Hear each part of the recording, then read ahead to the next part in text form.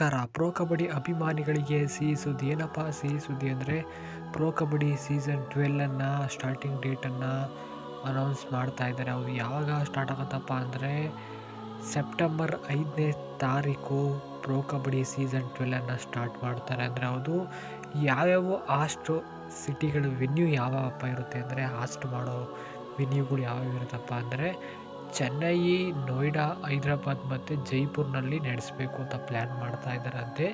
Play of ಮ್ಯಾಚ್ಗಳನ್ನು ಬೆಂಗಳೂರಿನಲ್ಲಿ ನಡೆಸಬೇಕು ಅಂತ ಚಿಂತನೆಯನ್ನು ಮಾಡ್ತಾ ಇದ್ದಾರೆ ಅಂತೆ. ಅವರು ಸೆಪ್ಟೆಂಬರ್ 5ನೇ ತಾರೀಕು ಸ್ಟಾರ್ಟ್ ಮಾಡಬೇಕು ಅಂತ ಪ್ಲ್ಯಾನ್ ಮಾಡ್ತಾ ಇದ್ದಾರೆ.